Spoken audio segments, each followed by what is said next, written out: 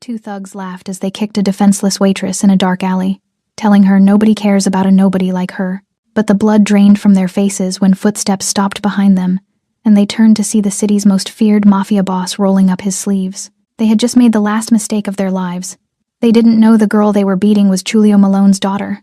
If you're hooked in and want to enjoy this story, go ahead and subscribe, and drop a comment letting me know where you're watching from.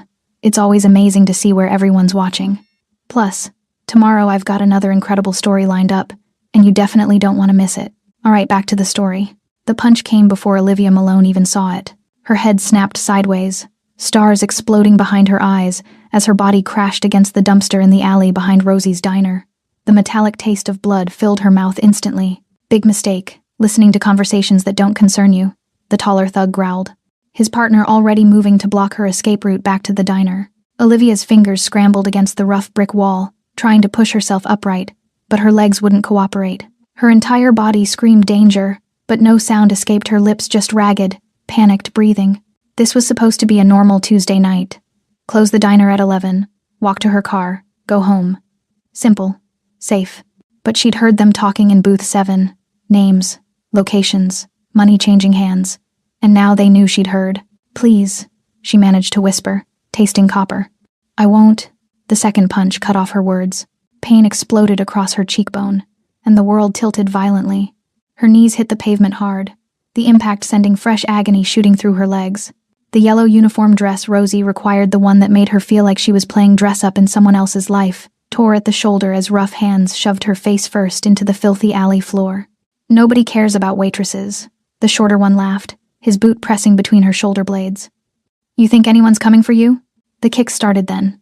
Ribs, back, shoulders. Olivia tried to curl into herself, to protect her vital organs the way her mother had taught her years ago during their one and only self-defense conversation. But there were two of them, and her body could only shield so much. Make sure she doesn't remember anything, the tall one said, his voice distant through the roaring in her ears. Through the haze of agony, Olivia thought of her father, the man she hadn't spoken to in 3 years, the man who'd left to protect her from his world, or so he'd claimed in the single letter he'd sent after her mother's funeral. I should have called him, she thought as darkness crept into the edges of her vision. Just once, just to hear his voice. That's when she heard it, the footsteps. Not running, not rushing, walking, with the confidence of someone who owned whatever space they entered. The beating stopped abruptly. Through swollen eyes, Olivia saw both men straighten, their cocky smirks fading as they turned toward the newcomer. A man in an expensive black suit stood at the alley entrance, his tattooed hands flexing slowly at his sides. Even in her semi-conscious state, Olivia recognized something in his posture, controlled violence, barely leashed. The streetlight behind him cast his face in shadow, but she could see the tension in his shoulders, the deliberate way he rolled his neck once, twice, like a fighter preparing for a match he knew he'd win. The thugs recognized it too. One took an involuntary step backward. Walk away, the tall thug tried, his voice lacking its earlier confidence. This doesn't concern you. The man in the suit took 3 steps forward, and the light finally caught his face. Olivia's breath hitched. Giulio Malone, her father. He looked older than she remembered, more lines around his eyes, more gray in his dark hair, but the intensity was the same. That barely contained fury she'd seen once before, when a boyfriend had raised his voice to her at 16. The boy had apologized so profusely afterward that Olivia had been confused for days about what her father had said to him. Now she understood. Julio's gaze dropped to her battered face, and something shifted in his expression, grief and fury colliding in real time.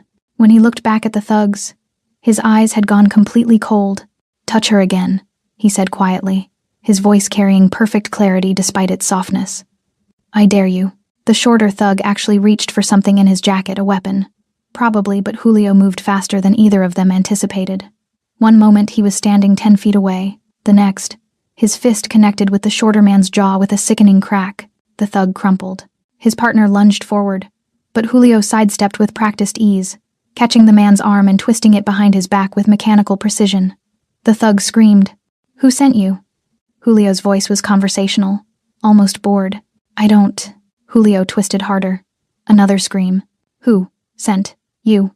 Dante Rigo, he said. The thug gasped, his words tumbling out in panic. He said she heard too much at the diner, said to make sure she couldn't talk. We didn't know she was yours. Giulio released him so suddenly the man nearly fell. Now you do. Both thugs scrambled backward, the conscious one dragging his semi-conscious partner toward the alley's exit. "Tell Dante," Julio called after them, his voice still eerily calm, "that I'll be seeing him very soon." They disappeared into the night, their footsteps echoing frantically against pavement. Only then did Julio kneel beside Olivia, his hands still clenched into fists a moment ago, now gentle as they brushed hair from her bloodied face. "Livy," he whispered, and she heard it clearly, the crack in his armor. "I'm sorry. I'm so sorry."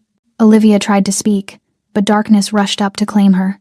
The last thing she heard was her father's voice, raw with emotion she'd never heard from him before.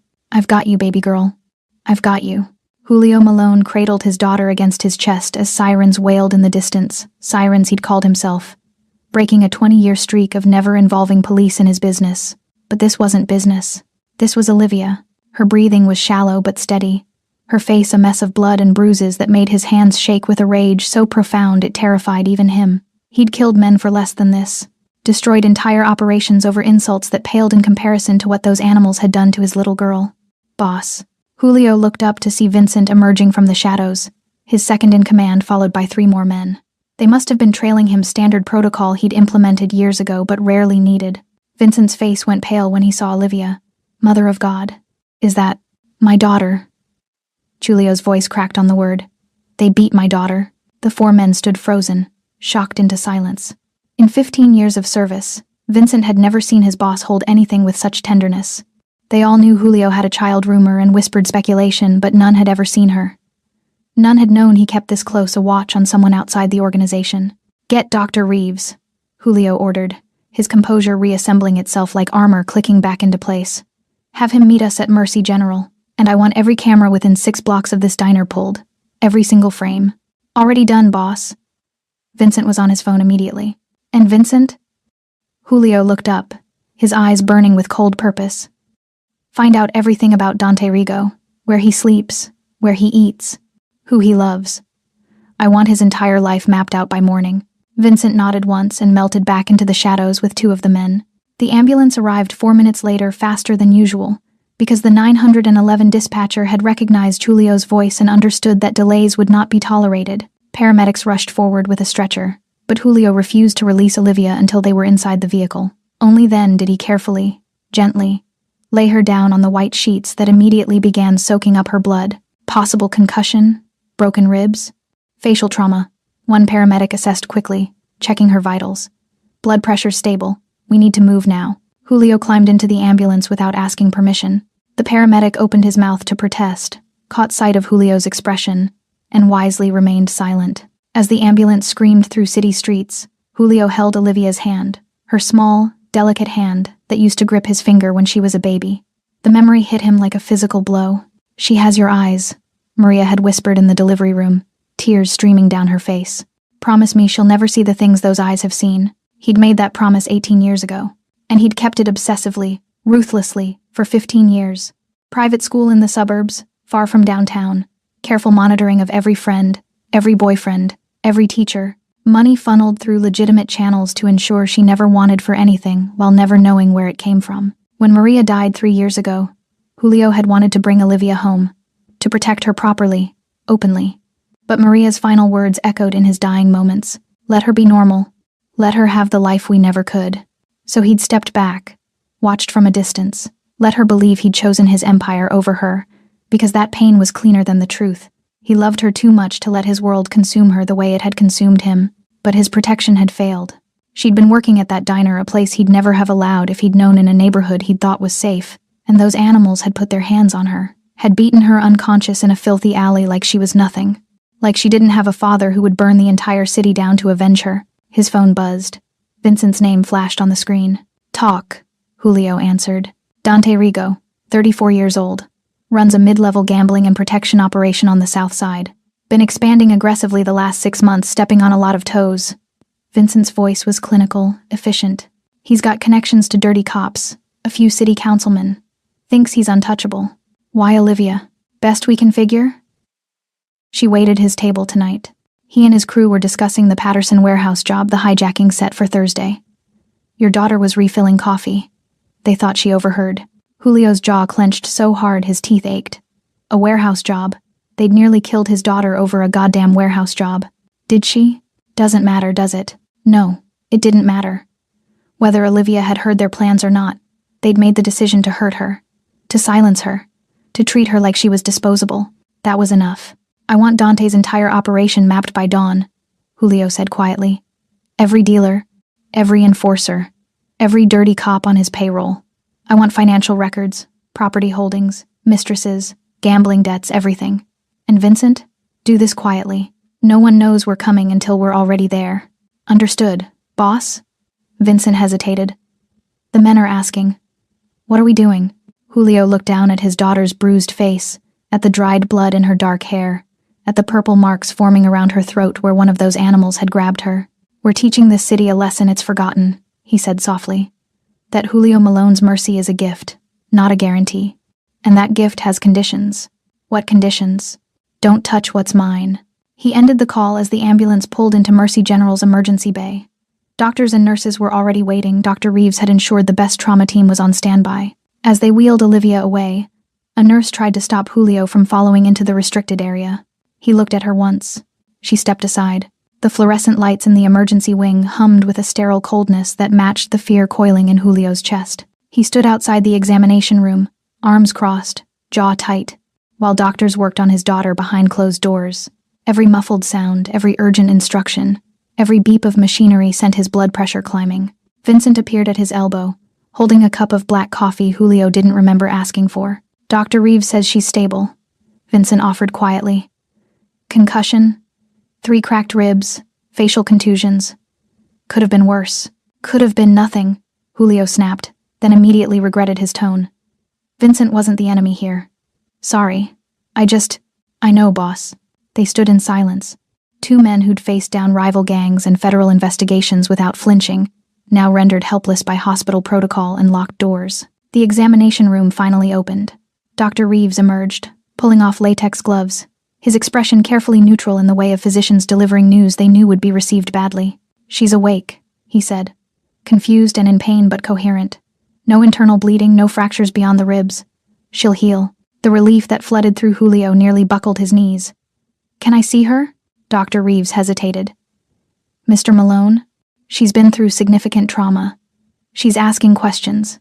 About what happened. About you. His voice dropped lower. The police are on their way. Assault cases require reports. Handle it, Julio said simply. I'll try, but handle it. Dr. Reeves nodded, recognizing the tone that ended discussions, not started them. Room 347. But Julio? Gently. She's scared. Julio moved past him without responding. Room 347 was private, the best Mercy General offered, with windows overlooking the city lights. Olivia lay in the hospital bed, her face a topography of bruises, an IV line running into her left arm. Her eyes were closed, but he could tell from her breathing she wasn't asleep. Livy, he said softly. Her eyes opened, those hazel eyes so much like her mother's, and focused on him with an intensity that made him feel exposed in ways gun battles never had. You came, she whispered, her voice rough from screaming earlier. Of course I came. Why? The question cut deeper than any blade. You haven't called in 3 years, haven't visited. I thought, her voice cracked. I thought you didn't want me anymore. Julio moved to her bedside, his large frame seeming too big, too dangerous for the delicate machinery of healing surrounding her. He wanted to hold her hand but wasn't sure he had the right. I never stopped wanting you, he said, each word pulled from somewhere deep and painful. Your mother made me promise to keep you away from my world, from what I am. I thought distance would protect you. Distance? Olivia's laugh was bitter, broken. I lived in fear that you'd forgotten about me, that I didn't matter enough for even a phone call on my birthday. I called. She blinked. What? Every birthday. Every Christmas. I called the diner, pretended to be a customer, just to hear your voice. Julio's hands clenched at his sides. I paid your rent through a management company, made sure you had shifts when tips were good, had people watching to make sure you were safe. Olivia stared at him, processing. The landlord who never raised rent. Works for me. And Rosie, giving me prime shifts. On my payroll. All this time? Her voice trembled with something between anger and anguish. You were there, watching, but never just being my father? I was trying to be your father. Just from far enough away that my world wouldn't touch yours. He finally reached out, carefully taking her hand. I failed. I'm sorry. Tears spilled down her bruised cheeks. Who were those men? Why did they made a mistake, Julio said, his voice hardening. They thought you overheard something you shouldn't have. They thought silencing you was acceptable. Were they right? Did I hear something? Doesn't matter now. It matters to me. Olivia tried to sit up, winced, and fell back against the pillows. I served them coffee, Dad. Just coffee. And they almost killed me over it. What kind of world do you live in where that makes sense? The word Dad hit him like a confession. She hadn't called him that since before Maria died. A world I never wanted you to know, he admitted. But now that you do, a sharp knock interrupted them. A nurse entered, followed by a man in a cheap suit that screamed detective, despite the lack of badge showing. Miss Malone, I'm Detective Warren, the man said, his eyes flicking nervously to Julio before settling on Olivia. I need to ask you some questions about the assault. No, Julio said flatly. Sir, this is standard procedure. My daughter has a concussion. She's in pain. Your questions can wait until morning. Actually, sir, assaults of this nature require immediate. Julio stood, his full height and presence filling the room with unspoken threat. Detective Warren, you're going to leave this room. You're going to file a report that says my daughter was attacked by unknown assailants. And tomorrow, when she's rested, you'll come back with better timing and worse odds of annoying me. Warren's face flushed. Are you threatening an officer of... I'm stating facts. Julio pulled out his phone, dialed, and handed it to the detective.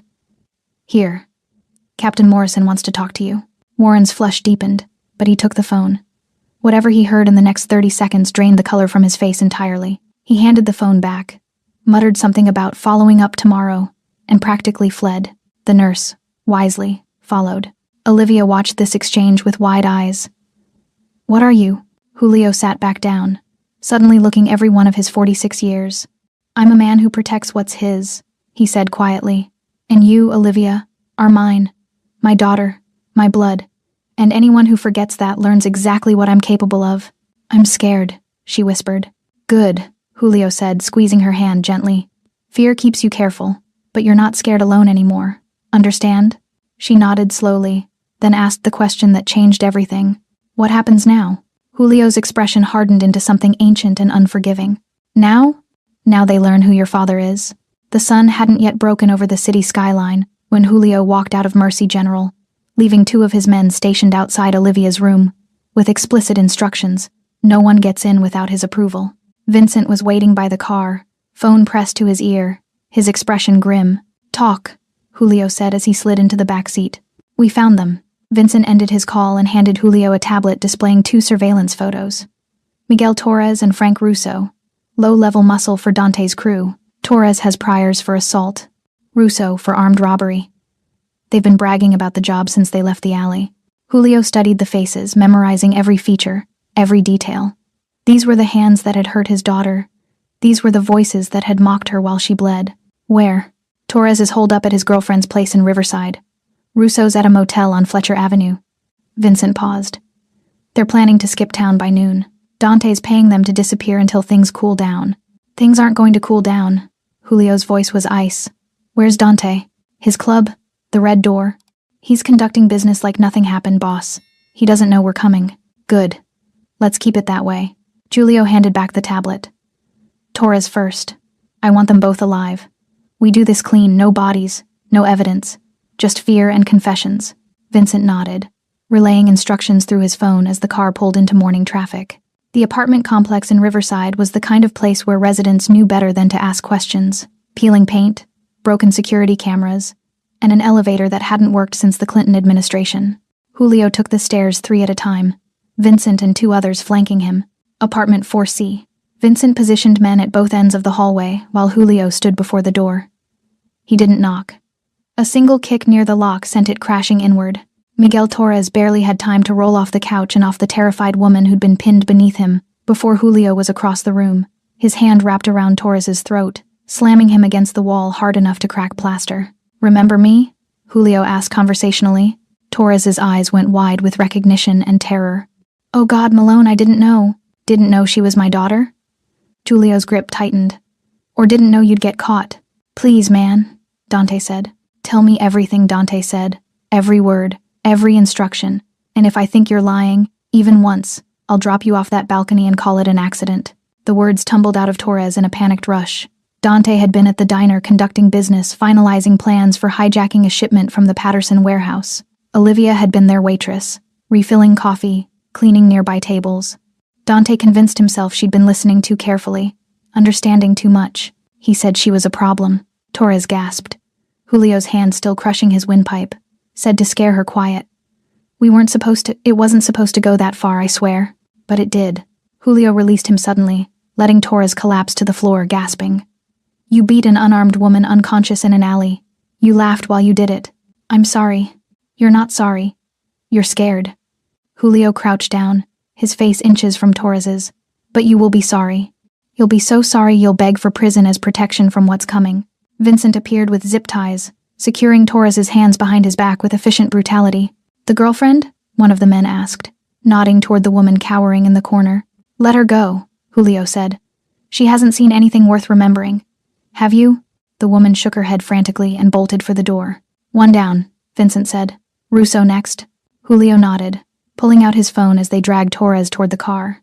The motel on Fletcher Avenue was somehow worse than the apartment a pay-by-the-hour establishment where the desk clerk was paid to forget faces. Frank Russo had just stepped out of the shower when his door exploded inward. He managed to grab a towel before Vincent's fist connected with his jaw, sending him sprawling across the stained carpet. 2 more men hauled him upright, and then Julio stepped into the room. Russo's face went from confused to terrified in the span of a heartbeat.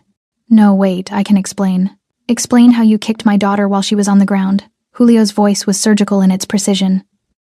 Explain the part where you grabbed her hair and threatened to make sure she didn't remember anything.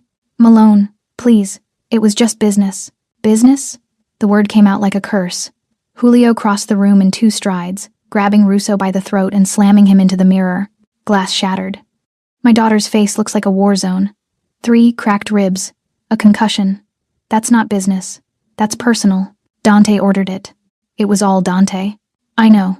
Julio released him, stepping back as Vincent moved in with more zip ties. That's why you're still breathing. You're going to tell the police everything, every detail. You're going to describe exactly what Dante told you to do, and why. He'll kill me. He'll try. Julio's smile was colder than his anger, but he's going to be too busy worrying about what I'm going to do to him. And Russo, what I'm going to do to Dante will make prison look like paradise. Within 20 minutes, both Torres and Russo were secured in a warehouse on the east side, the same warehouse where Julio had conducted hundreds of interrogations over the years. But this time felt different. This time, it wasn't business. Julio stood before them, 2 men zip-tied to chairs, their faces already swelling from the collection process. Last chance, he said quietly. Tell me everything about Dante's operation. Every location, every corrupt cop, every politician he's bought. Give me his empire on a silver platter, and maybe you'll live to see retirement in a federal prison. Torres broke first, then Russo, their confessions tumbling over each other in desperate competition. Vincent recorded everything. When they were done, Julio made a single phone call. Captain Morrison, I have 2 men who want to confess to assault and battery. They have information about Dante Rigo you'll find very interesting. He paused. Yes, I'll deliver them personally. 1 hour. He ended the call and looked at Vincent. Prepare the men. Tonight, we visit the Red Door. How many should I bring? Julio's expression was carved from stone. All of them. The Red Door nightclub pulsed with bass-heavy music and red neon that painted everything in shades of blood and shadow. It was Dante Rigo's kingdom, or at least, that's what he told himself as he sat in the VIP section, surrounded by sycophants and muscle. Dante was a big fish in a small pond who'd convinced himself he was a shark. At 34, he'd built a respectable mid-tier operation, through aggression and opportunism, filling power vacuums left by smarter men who'd moved on or died. Protection rackets, illegal gambling, loan sharking, nothing sophisticated, but profitable enough to fund his lifestyle and his ego. Tonight, he was celebrating. To expansion, he announced, raising his glass of overpriced scotch. His 5 closest men echoed the toast, though their smiles seemed forced. Patterson Warehouse Thursday night. 3 million in electronics. We hit it clean. We're set for the year. What about the waitress? One of them asked hesitantly. Dante waved dismissively. Torres and Russo handled it. She's probably still in the hospital crying to nurses who don't care. Problem solved. What Dante didn't know, what his arrogance wouldn't let him see, was that his empire was already crumbling. At that exact moment, Captain Morrison was processing confessions from Torres and Russo that detailed every corrupt cop on Dante's payroll. Federal agents were drafting warrants based on financial records Vincent's hackers had anonymously provided. And 3 city councilmen who'd accepted Dante's bribes were receiving polite visits from men who suggested immediate resignations might be healthy. But Dante, insulated by ego and ignorance, drank his scotch and planned his future. His phone buzzed. Unknown number. He almost didn't answer, but something instinct or fate made him accept the call. Dante Rigo? The voice was unfamiliar, cold, professional. Who's asking? Someone who wants you to look at the front door of your club. Right now. Dante's gut clenched. He stood, pushing through the VIP section toward the balcony overlooking the main floor. Below, the crowd continued dancing, oblivious, but at the entrance, the bouncer was talking urgently into his radio, his face pale. What am I looking at? Dante demanded into the phone. Your future. Or lack thereof. The front doors opened. Julio Malone walked in. Not rushed, not aggressive.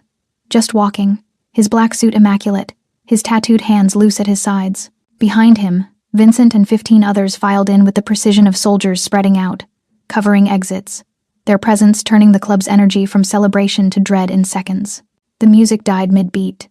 Someone had cut the sound system. In the sudden silence, Julio's footsteps echoed like gunshots as he crossed the dance floor toward the stairs leading to VIP. Jesus Christ, Dante whispered, his scotch glass slipping from nerveless fingers and shattering on the floor. That's Julio Malone.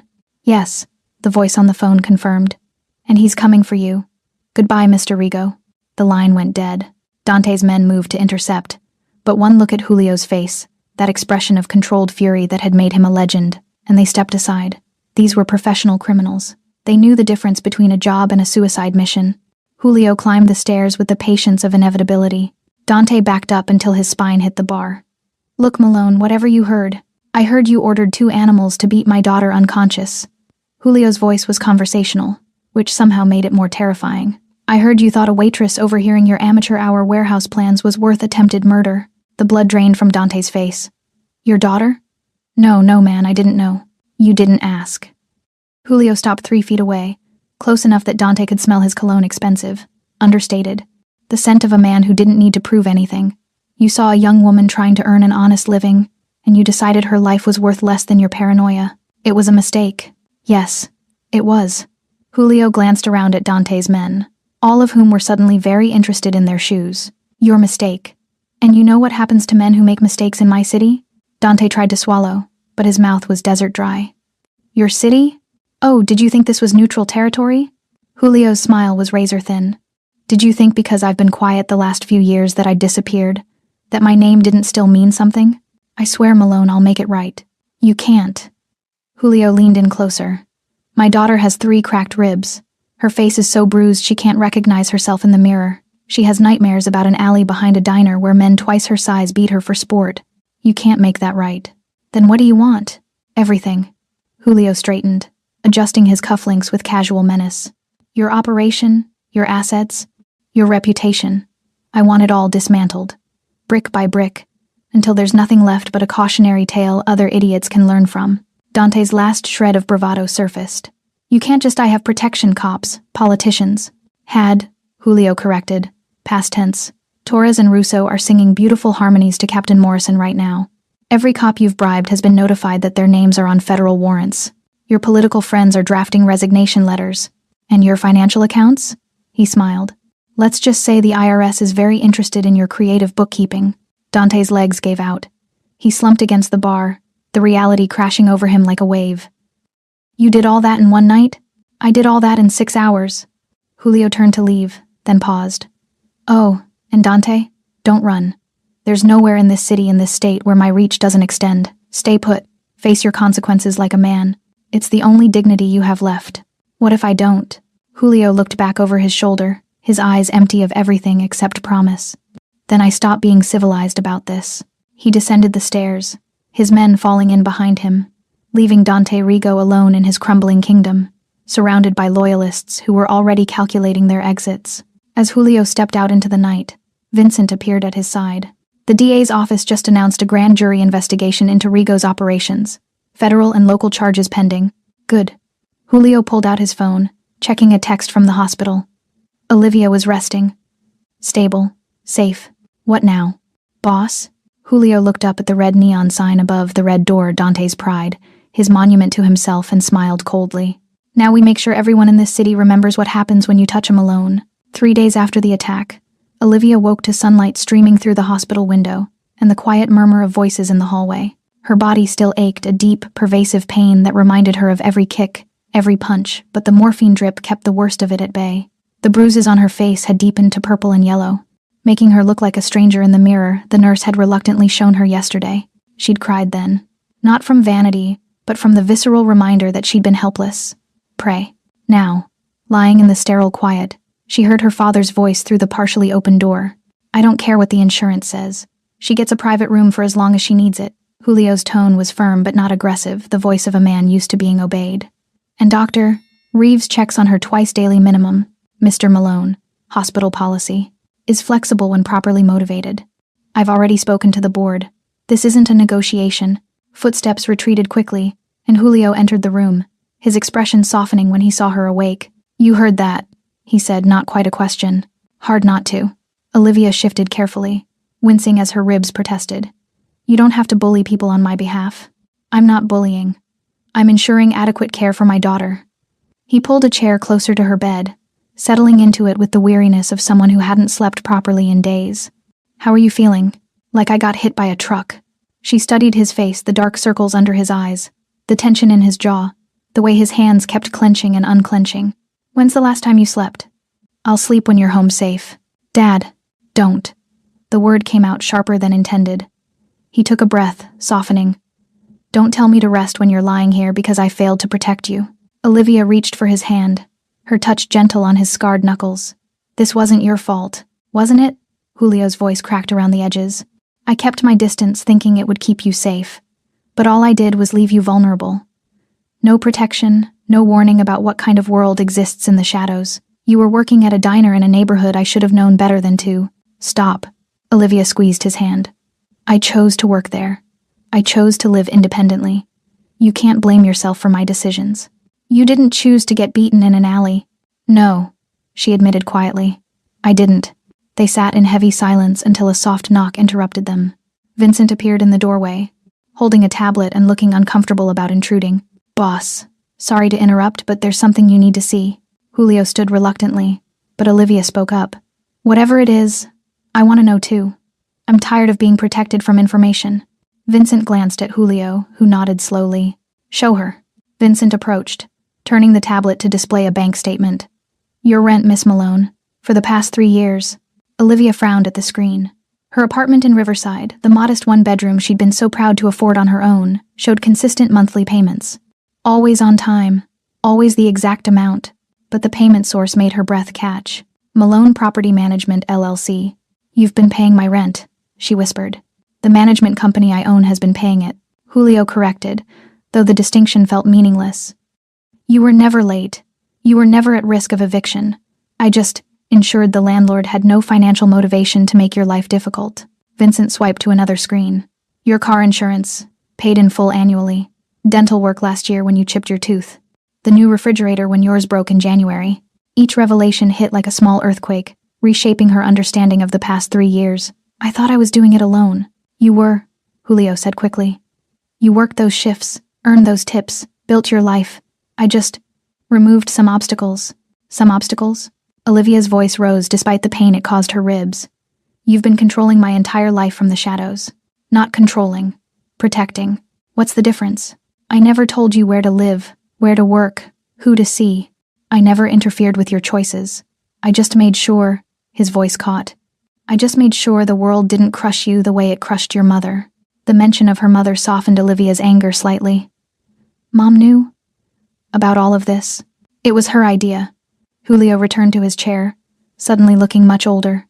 Before she died, she made me promise 2 things. Keep you away from my world, but never truly abandon you.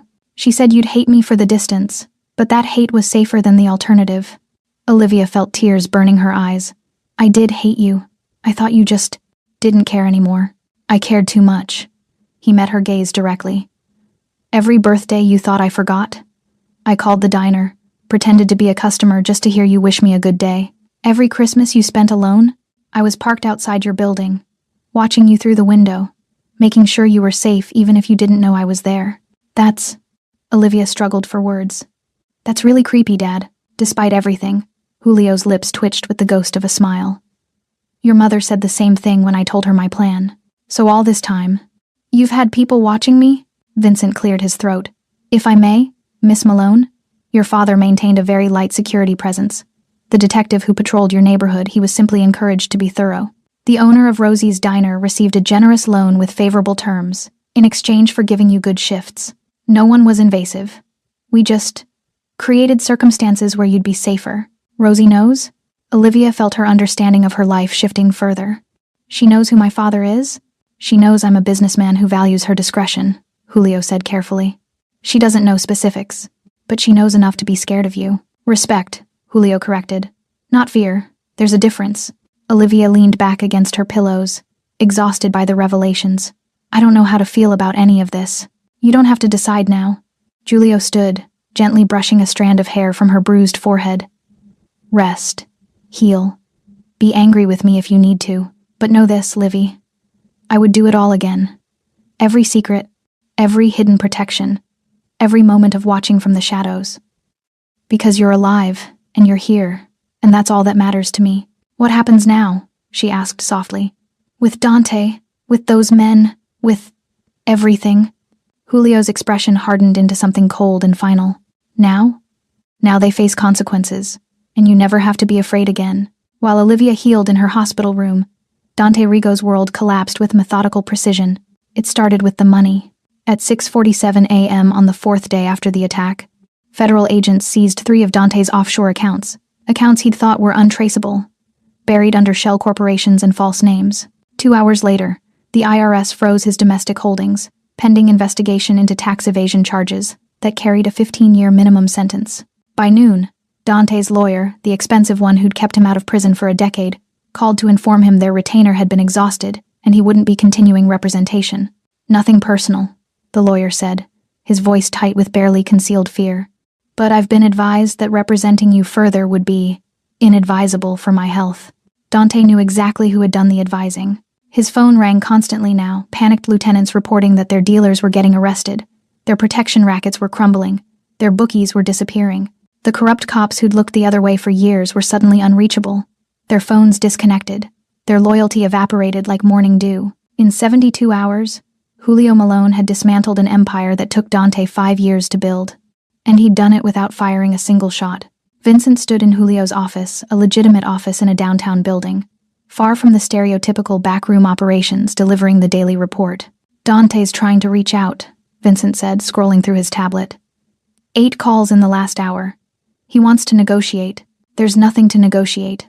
Julio signed a document transferring ownership of one of Dante's former properties, a warehouse that would now house a youth community center. Poetic justice. What else? The Patterson warehouse job is off. Dante's crew scattered when they realized we knew about it.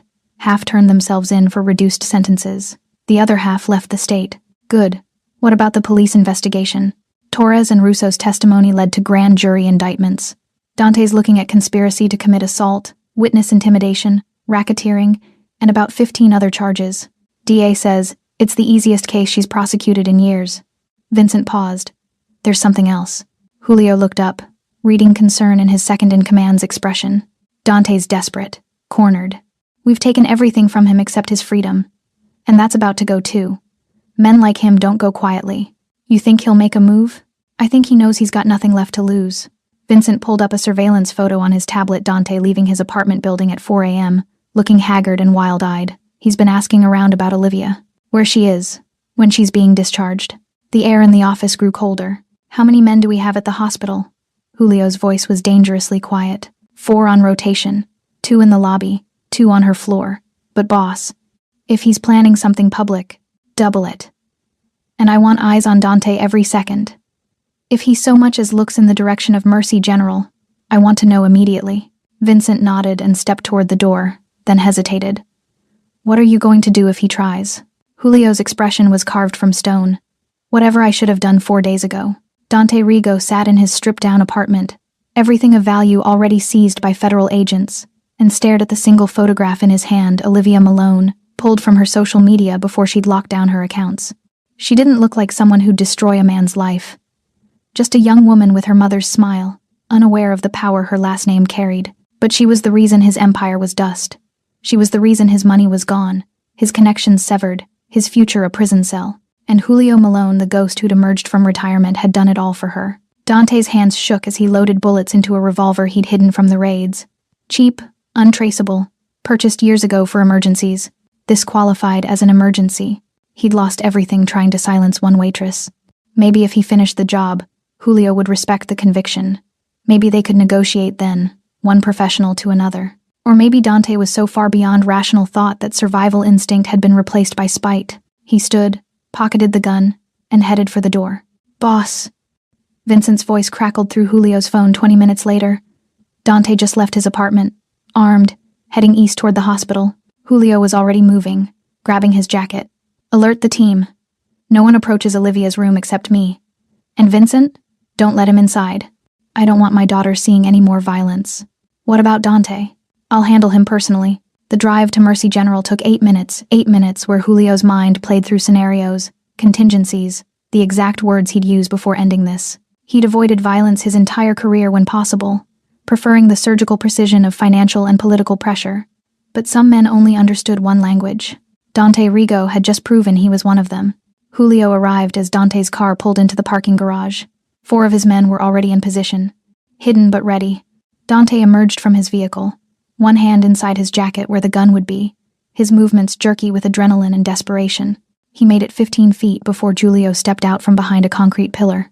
"That's far enough." Dante spun, his hand moving toward the weapon, but froze when he saw Julio standing alone, unarmed, completely calm. "You took everything from me." Dante spat, his voice raw. "My business, my money, my reputation. You did that yourself," Julio interrupted quietly. "The moment you decided my daughter's life was disposable. She's just a waitress. She's my daughter." Julio took one step forward, and Dante instinctively stepped back. "And you're a small man who mistook my absence for weakness.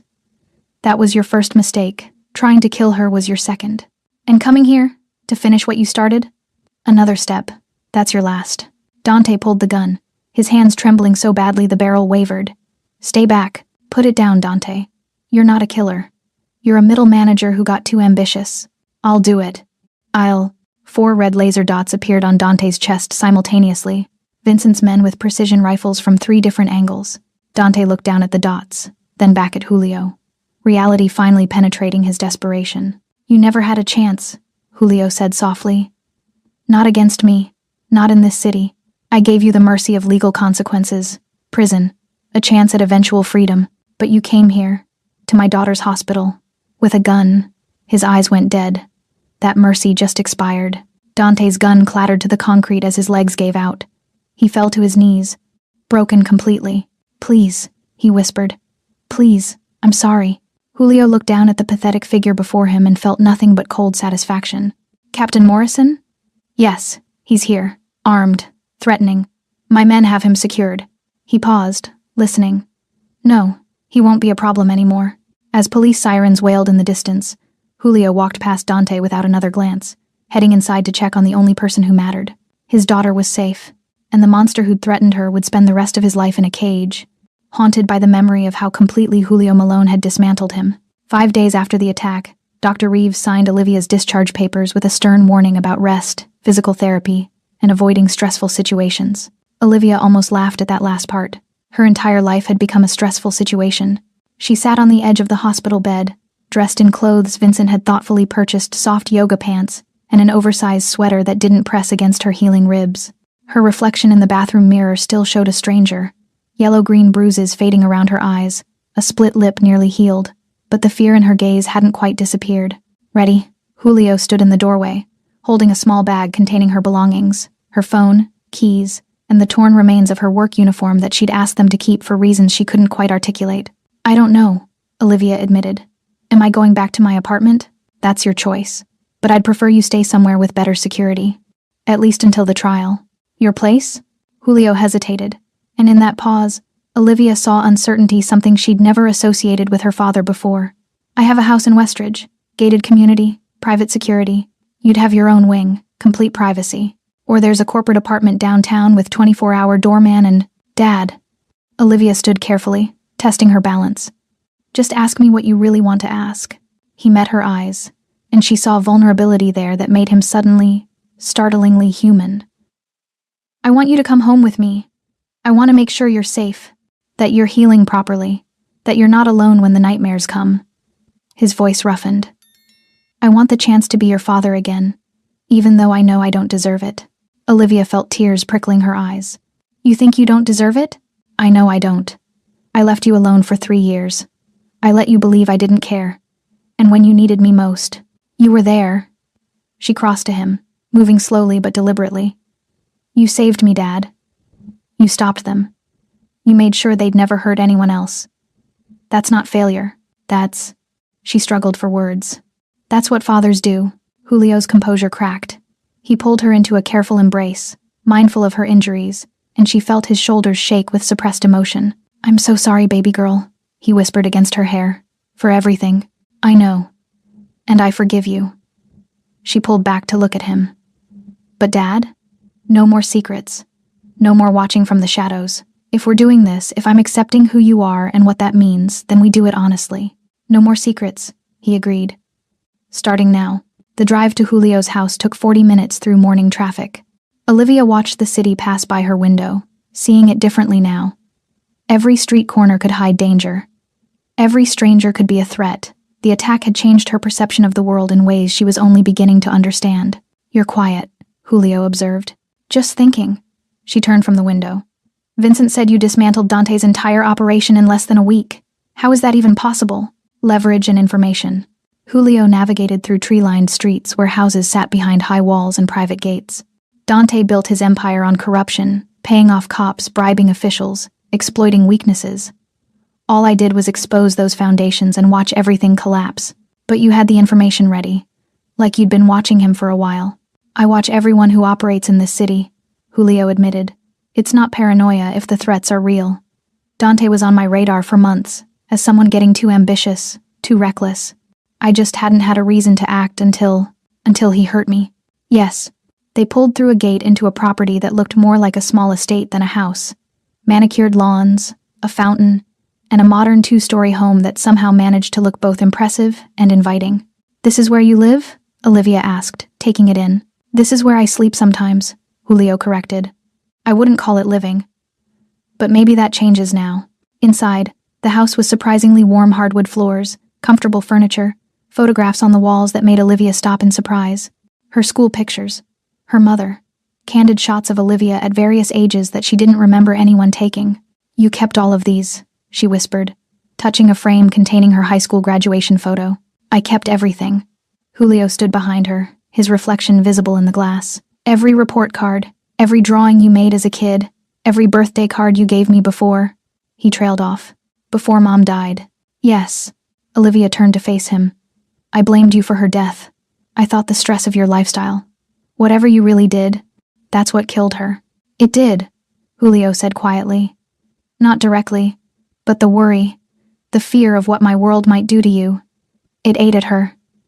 The cancer just finished what my choices started. That's not fair to yourself. Fair doesn't matter. True matters. And the truth is, your mother spent 15 years afraid that my enemies would discover she had a daughter, that you'd become a target. She was right to be afraid. His jaw tightened. Dante proved that. But he didn't know who I was when he gave the order, Olivia pointed out. I was just a waitress to him. That means the danger isn't really about being your daughter, it's about being a woman alone in a world where men like Dante think we're disposable. Julio studied her, something like pride flickering in his expression. When did you get so insightful? 5 days in a hospital bed gives you time to think. She moved through the living room, taking in more photos, more evidence of a life spent loving her from a distance. I'm not saying I'm not angry about the secrets, Dad. I am. But I'm starting to understand why you made the choices you did. That doesn't make them right. No, she agreed. But it makes them human. And I'd rather have a father who's human and flawed than one who's perfect and absent. A throat cleared behind them. Vincent stood in the doorway, looking uncomfortable about interrupting. Sorry, boss. The security team needs your approval on the updated protocols. I'll be there in a minute. Julio turned back to Olivia. Your room is upstairs. Second door on the left. There's clothes in the closet. I had someone stock it based on what Vincent found in your apartment. If you need anything, I'll be fine, Dad. Go do your security thing.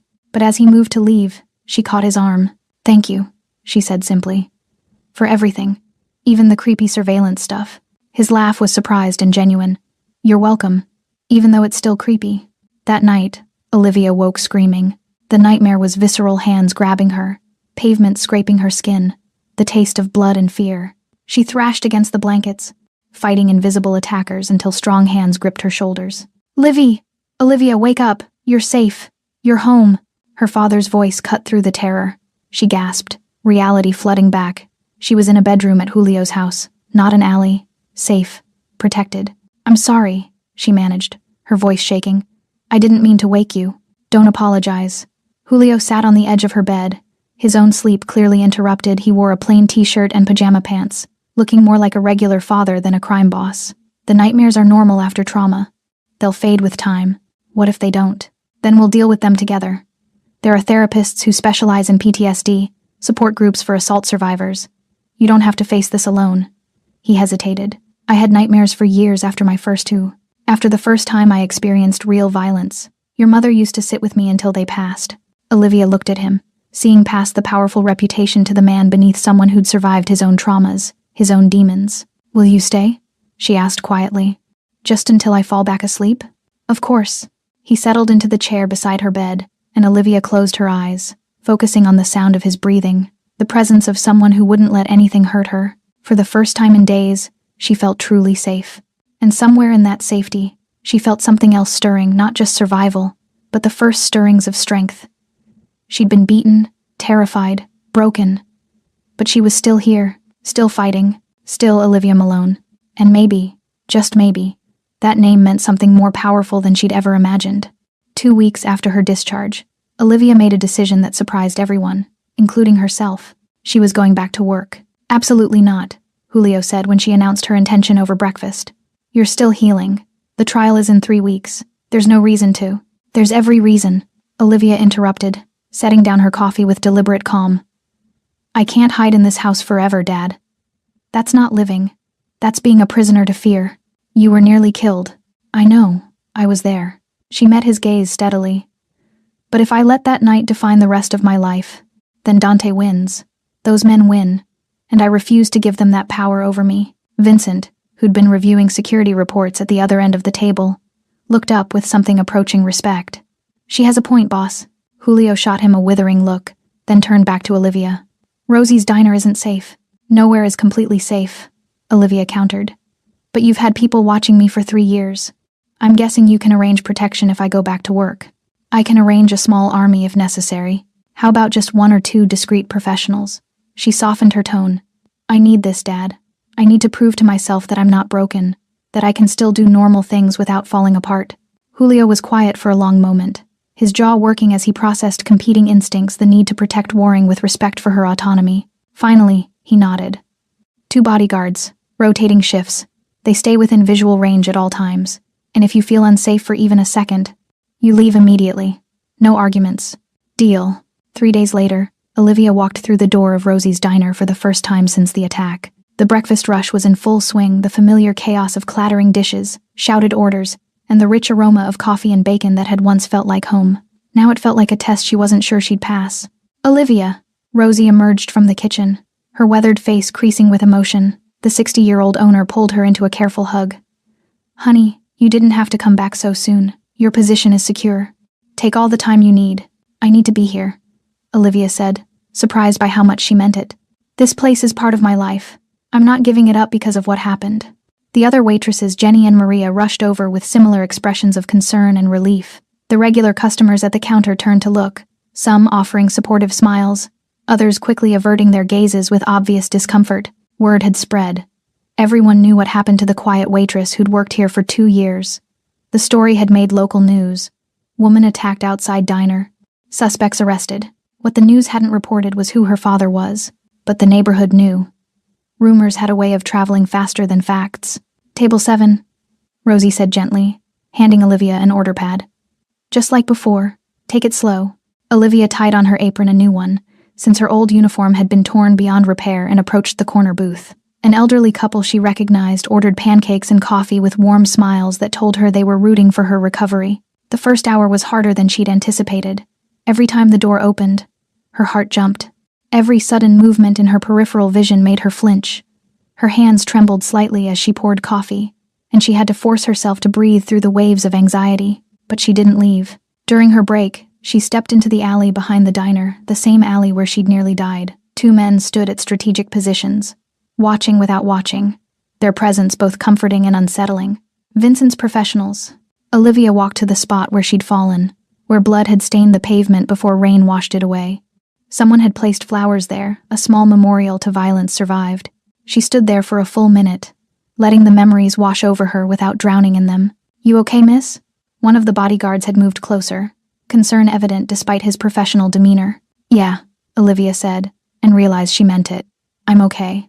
By the end of her shift, exhaustion pulled at her bones, but she felt something else too: pride. She'd done it. She'd returned to the scene of her trauma and reclaimed it as just another place, not a monument to fear. As she untied her apron in the break room, Rosie appeared with an envelope. "Your tips for today," the older woman said. "But Olivia, there's something you should know. Business has been different since you came back." "Different how?" "Better. People are coming in specifically because they heard you're working again. They want to support you, show solidarity. And," Rosie hesitated, "there are rumors about who your father is. Some people are coming out of curiosity, but others are coming because they respect what it means to survive, to fight back." Olivia opened the envelope and stared at the amount inside, triple her usual take. Tips from strangers who'd come to witness her return, to be part of her story of survival. "They're not just customers anymore," Rosie continued. "They're witnesses to your strength. The whole neighborhood is talking about Olivia Malone, the waitress who refused to be broken." The name hit her differently now. Malone. For so long, she'd thought of herself as just Olivia, separate from her father's legacy, distant from whatever power that name carried. But now she understood. The name wasn't a burden or a shield. It was simply who she was, the daughter of Julio Malone and Maria Chen, a young woman who'd survived violence and chosen to stand back up. Outside, Vincent was waiting by the car Julio had insisted on personal pickup for the first week. His expression was professionally neutral, but she caught the approval in his eyes. "How'd it go?" "Better than expected," Olivia admitted, sliding into the back seat. "Is my father at home?" "Office downtown. Big meeting about the waterfront development project." Vincent pulled into traffic. "Should I take you there or to the house?" "The house. I think I want to cook dinner tonight. Something normal." "Normal sounds good." As they drove through the city, Olivia watched the streets pass by her city, the place she'd lived her whole life but was seeing with new eyes. Every block held history now. Every corner could be dangerous or safe depending on circumstances beyond her control. But she also saw resilience. People going about their lives despite risk, despite fear, because that's what survival demanded. Her phone buzzed with a text from her father. "Vincent says your first day went well. Proud of you, Livy." She typed back. "Thanks, Dad. See you at dinner?" "Wouldn't miss it."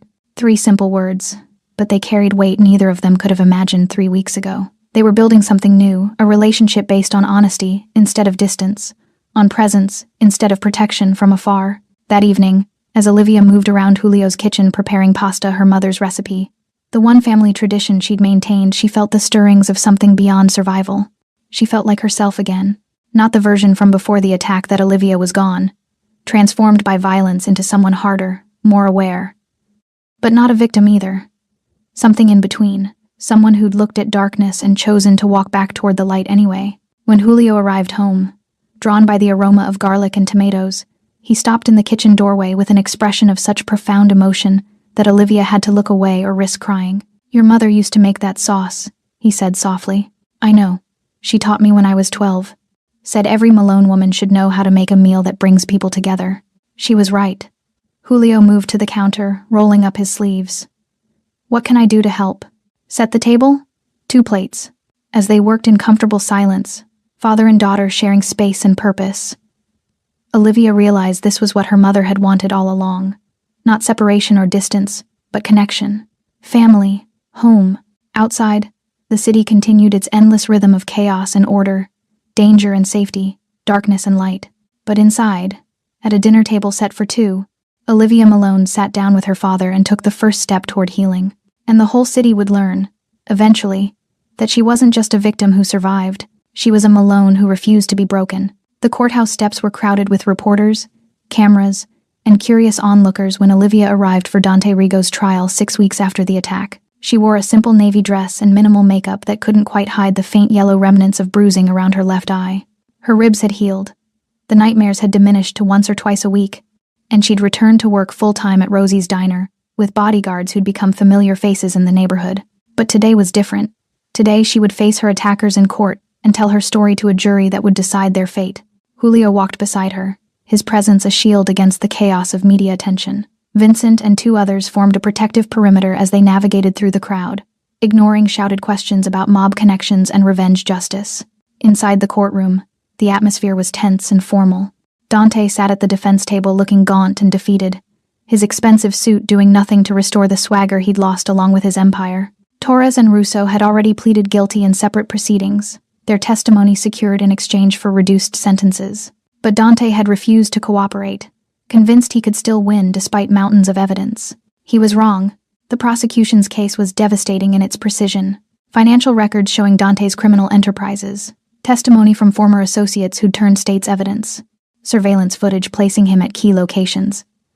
And most damning, the detailed confessions from Torres and Russo describing exactly how Dante had ordered Olivia's assault and why. When it was Olivia's turn to testify, her legs felt unsteady as she approached the witness stand. The bailiff swore her in, her hand trembling slightly on the Bible. The prosecutor, a sharp woman named Rebecca Chen, who'd built her career on organized crime cases, approached with a gentle but professional demeanor. "Miss Malone, can you tell the court what happened on the night of October 17th? Olivia took a breath and began speaking. The words came easier than she'd expected, clinical details about her shift at the diner, about overhearing conversations she didn't fully understand, about closing alone and walking toward her car. Then the alley, the hands grabbing her, the first punch. She didn't cry as she described the beating, though her voice wavered. She met the jury's eyes directly, showing them her truth without embellishment or drama. They said no one would care about a waitress," Olivia continued, her voice growing stronger. "That I was nobody. That I should have kept my mouth shut about things that didn't concern me. And did you intentionally eavesdrop on Mr. Rigo's conversation?" "No. I was refilling coffee and cleaning tables. It was my job to be nearby. If they wanted privacy, they should have chosen a different venue." Several jury members nodded slightly. The defense attorney, a public defender who looked like he'd rather be anywhere else, tried to shake her testimony during cross-examination, suggesting she'd misidentified her attackers, that the attack might have been random violence unconnected to Dante. Olivia remained calm, her answers consistent and clear. When she finally stepped down from the witness stand, she felt lighter. The truth was out there now, recorded in official transcripts, witnessed by a room full of strangers who would carry her story forward. She took her seat beside her father in the gallery. Julio reached over and squeezed her hand, once a gesture of pride and support that needed no words. The trial continued for 3 more days. Expert witnesses, forensic evidence, character testimonies that painted Dante as a violent opportunist who'd mistaken ambition for intelligence. The jury deliberated for 4 hours. When they returned, Olivia felt her heart hammering as the foreman stood to deliver the verdict. On the charge of conspiracy to commit assault with intent to cause grievous bodily harm, we find the defendant guilty. On the charge of witness intimidation, we find the defendant guilty. On the charge of criminal racketeering, we find the defendant guilty. The list continued: 12 charges, 12 guilty verdicts. Dante's face went gray as the weight of his future crashed down. His lawyer was already discussing appeals, but everyone in that courtroom knew the truth. Dante Rigo would spend the next 25 years minimum behind bars, and by the time he got out, if he got out, the world he'd known would have moved on without him. Outside the courthouse, reporters surged forward again, but this time Olivia stopped instead of rushing past. "Miss Malone, how do you feel about the verdict?" one shouted. She looked directly at the cameras, thinking about every woman who'd been told she was nobody, every victim who'd been silenced by fear or shame. "I feel like justice was served," she said clearly. "Not just for me, but for everyone who's ever been targeted because someone thought they were powerless. I'm grateful to the jury, to the prosecution, and to every person who refused to let this crime be swept away and forgotten." "Is it true your father is Julio Malone, the alleged organized crime figure?" Olivia glanced at Julio, who remained impassive, then back at the reporter. "My father is Julio Malone, a businessman who loves his daughter enough to ensure she gets justice when the system fails to protect her. That's all I have to say." She turned and walked away, ignoring the follow-up questions, feeling Julio's proud presence beside her. 3 months after the trial, Olivia stood at her mother's grave with fresh flowers, white roses, Maria's favorite. The headstone was simple. Maria Chen Malone, beloved wife and mother, 1978 to 2022. Julio stood beside her, his hands in his coat pockets against the autumn chill. "I've been thinking about what Mom said before she died," Olivia began, her voice quiet. "About keeping me away from your world, letting me be normal. She wanted you safe. I know. But Dad, I don't think normal exists for anyone. We all face danger in different forms. Random violence, illness, accidents. The only difference is some of us know where the threats come from." Julio looked at her curiously. "What are you saying?" "I'm saying I don't want to pretend anymore that my last name doesn't mean something. I'm a Malone, your daughter, and instead of running from that or hiding from it, I want to understand it. Own it." She turned to face him fully. "I want you to tell me the truth about who you are, what you do, all of it. No more protected ignorance. Livy, once you know certain things, I can't unknow them, I understand. But I'd rather face reality with open eyes than live in comfortable delusion. That's what got me hurt in the first place, not knowing enough to recognize danger." Julio was quiet for a long moment, looking at his daughter with an expression that mixed pride, concern, and something like relief. "Your mother would say I'm making a mistake. Mom wanted me safe more than she wanted me strong. But maybe I need to be both." "All right," Julio agreed finally. "The truth. All of it. But not today. Today, we remember your mother and the sacrifices she made to give you the chance at a good life. She gave me more than that," Olivia said, looking back at the headstone. "She gave me roots strong enough to survive when everything else was stripped away. She gave me you, even if it took a tragedy to bring us back together." They stood in silence as the afternoon light filtered through autumn leaves, casting golden patterns across the grave. Finally, Julio spoke. "I've been thinking about expanding our legitimate business operations. Property development, community investment, that sort of thing. I could use someone with fresh perspective, someone who understands what working people actually need. Are you offering me a job? I'm offering you a choice. Keep waitressing if that's what makes you happy, I'll support it completely. Or come work with me, learn the business, help me build something that does good instead of just avoiding harm." Olivia considered this, thinking about Booth 7 at Rosie's, about tips and coffee stains, about the simple satisfaction of honest work. Then she thought about leverage and power, about being able to help people on a larger scale, about understanding her father's world from the inside. "Can I do both?" she asked. "Keep a few shifts at the diner, but also work with you? I don't want to lose that connection to regular people, to remember what normal actually looks like." Julio smiled, a real smile that transformed his face from intimidating to almost gentle. "You can do whatever you want, Livy. You're a Malone. That means you write your own rules." As they walked back toward the car, Olivia felt the final pieces of her new identity settling into place. She wasn't the same person who'd walked into that alley 6 months ago. That Olivia, naive, isolated, convinced she could separate herself from her heritage, was gone. In her place stood someone harder but not cruel, aware but not paranoid, strong enough to accept help and brave enough to offer it. The city spread out before them as they drove back through familiar streets, the same city where she'd been beaten, where she'd survived, where she'd learned that her name carried weight she was only beginning to understand. "What happens now?" she asked, echoing the question she'd posed in the hospital all those weeks ago. Julio glanced at her, his expression peaceful in a way she'd never seen before. Now we live, Livy, together, honestly, and anyone who threatens that learns exactly what it means to cross a Malone. Both of us? Both of us," he confirmed. Olivia settled back in her seat, watching the city lights begin to glow in the gathering dusk. Somewhere out there, people were living their lives, working, loving, struggling, surviving, just like her. She'd been beaten, she'd been broken, she'd been told she was nobody, but she'd survived all of it and emerged stronger, carrying her mother's compassion and her father's steel. She was Olivia Malone, and the whole city would learn, eventually, that she wasn't just the waitress who got attacked. She was the daughter who refused to stay down, the woman who turned her trauma into testimony, her fear into strength, her victim status into victory. She was blood and loyalty, kindness and power, vulnerability and steel. She was exactly who she needed to be, and that was enough. Thanks for sticking with this story till the end. If you enjoyed it, you're going to love the next one. It's packed with unexpected turns and heartfelt moments. Click the image on your screen to keep the journey going, and make sure to hit subscribe for more amazing stories. Drop a comment and rate this story from 1 to 10. I can't wait to see what you think.